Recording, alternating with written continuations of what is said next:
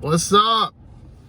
We're out in Tampa right now, waiting for mommy inside who's getting the taxes done at the Vietnamese lady tax office. I think she's a lawyer. I'm not 100% sure. Anyhow, I got to thinking while I'm sitting here and don't really have a whole lot of good bathroom options. If you go to Vietnam and you're riding around in the city streets, not even if you go into the countryside, be prepared to not be able to just go to the bathroom all willy-nilly like you can here. If you have a nervous stomach like me, you better, I don't know, take some Imodium AD or something. So, you know, if you're cruising around Tampa, or pretty much any city in America, you got a lot of gas stations and stores and stuff you can stop in and just stroll on in and go to the bathroom. Do what you got to do. It might be a little bit of dirty of a bathroom, but it's not the case in Vietnam. And I'm going to tell you about when I almost crapped my pants on the back of my wife's cousin's motorbike.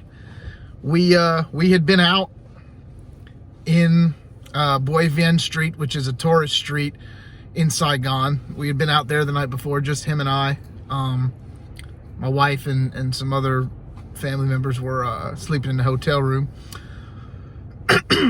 We had been out partying, stayed out late, had some drinks and stuff. So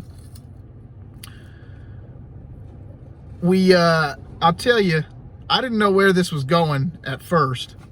We're walking down the street after we left Boi Vien Street, and her cousin doesn't speak any English. And I mean, at the time I knew a few Vietnamese words, but not enough to talk. And he's just motioning for me to follow him. And we walk up to this gate and he knocks on it. He had to give this old man a little bit of cash, and he led us up the stairs, and we're walking up to, I don't know where. We're walking up all these stairs outside.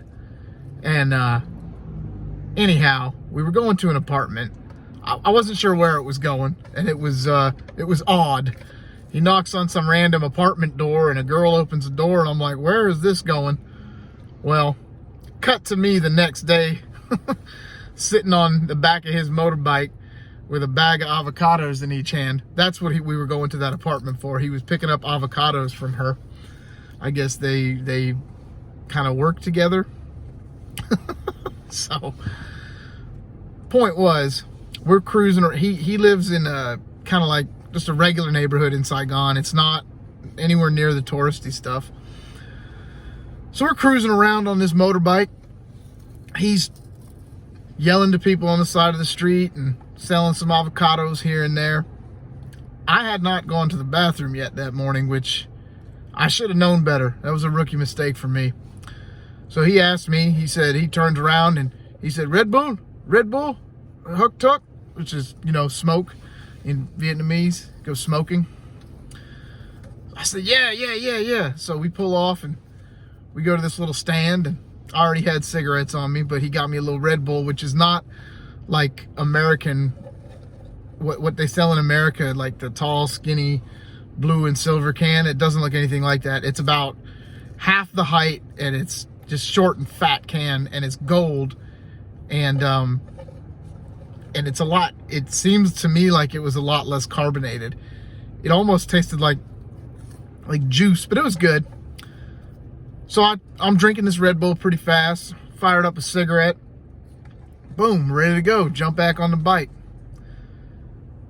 As we're going over these bumps and bridges and whatnot that crisscross over this river that runs through the city, man, I feel it. I have to shit, and I got to do it now.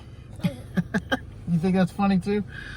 And I'm looking around to try to find a place. There is no place. I'm not seeing anywhere at all that I can go to the bathroom. So it's either going to be I crap my pants on the back of this motorbike, or I tell them to pull over so I can just squat on the side of the road, you know? So in Vietnamese, at least this is just from what I've been told. I'm not claiming to be an expert in Vietnamese, but đi yêu is go poop, basically. So I tapped him on the shoulder. He turns his head a little bit. I said, đi yêu. He turned around and said, ew? I said, yeah.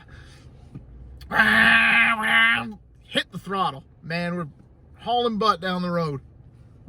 He juked us to the left and to the right, going around cars and other motorbikes. We fly up over this curb on the sidewalk, parks it. He's telling me to follow him. We go into this place that was some sort of shop. I'm not sure exactly what it was. I guess it was, they sold a bunch of different stuff. I think they sold medicine and drinks. I mean, I want to say a convenience store, but it didn't look anything like a convenience store here. But so we run in and he's yelling something to them in Vietnamese, and they're saying something back, and he threw some small bills down on the counter. I'm being ushered into the back, and I go in, and at this point I had already been in Vietnam for about a month, a little less than a month. We were a few days away from coming back home. So I was fully expecting it to not be the greatest of bathroom situations, but when I went in, it was amazing. The door closed and locked. There was a full sink. For some reason, there was a shower in there. I'm not sure why. And a toilet.